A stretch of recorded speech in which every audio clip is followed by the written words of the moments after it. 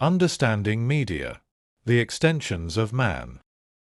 A book by Marshall McLuhan. Introduction to the first edition. James Reston wrote in the New York Times, July 7, 1957.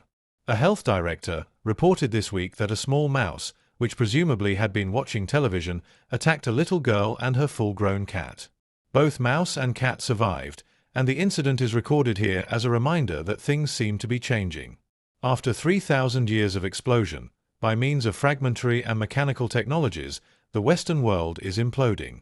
During the mechanical ages, we had extended our bodies in space. Today, after more than a century of electric technology, we have extended our central nervous system itself in a global embrace, abolishing both space and time as far as our planet is concerned.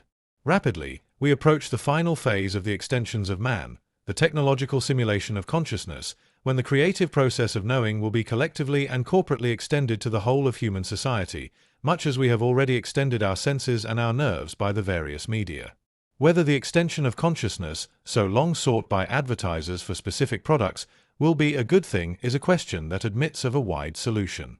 There is little possibility of answering such questions about the extensions of man without considering all of them together. Any extension, whether of skin, hand, or foot, affects the whole psychic and social complex.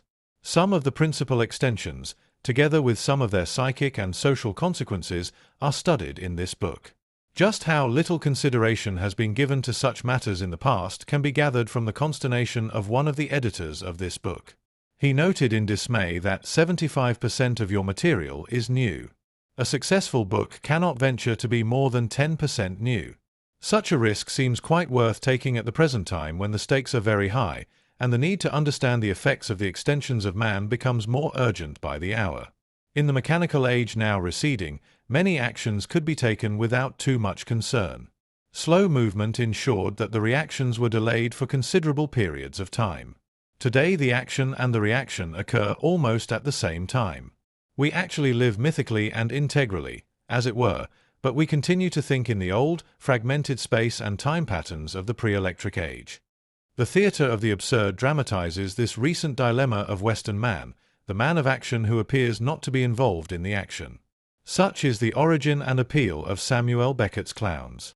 After 3,000 years of specialist explosion and of increasing specialism and alienation in the technological extensions of our bodies, our world has become compressional by dramatic reversal. As electrically contracted, the globe is no more than a village. Electric speed in bringing all social and political functions together in a sudden implosion has heightened human awareness of responsibility to an intense degree. It is this implosive factor that alters the position of the Negro, the teenager, and some other groups. They can no longer be contained, in the political sense of limited association. They are now involved in our lives, as we in theirs, thanks to the electric media. This is the age of anxiety for the reason of the electric implosion that compels commitment and participation, quite regardless of any point of view. The partial and specialized character of the viewpoint, however noble, will not serve at all in the electric age.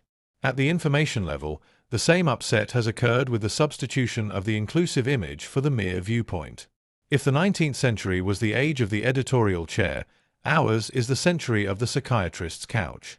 As an extension of man, the chair is a specialist ablation of the posterior, a sort of ablative absolute of backside, whereas the couch extends the integral being. The psychiatrist employs the couch, since it removes the temptation to express private points of view and obviates the need to rationalize events. The aspiration of our time for wholeness, empathy, and depth of awareness is a natural adjunct of electric technology. The age of mechanical industry that preceded us found vehement assertion of private outlook the natural mode of expression. Every culture and every age has its favorite model of perception and knowledge that it is inclined to prescribe for everybody and everything. The mark of our time is its revulsion against imposed patterns. We are suddenly eager to have things, and people declare their beings totally. There is a deep faith to be found in this new attitude, a faith that concerns the ultimate harmony of all being. Such is the faith in which this book has been written. It explores the contours of our own extended beings in our technologies, seeking the principle of intelligibility in each of them. In the full confidence that it is possible to win an understanding of these forms that will bring them into orderly service, I have looked at them anew, accepting very little of the conventional wisdom concerning them. One can say of media, as Robert Theobald has said of economic depressions, there is one additional factor that has helped control depressions, and that is a better understanding of their development. Examination of the origin and development of the individual extensions of man should be preceded by a look at some general aspects of the media or extensions of man, beginning with the never-explained numbness that each extension brings about in the individual and society.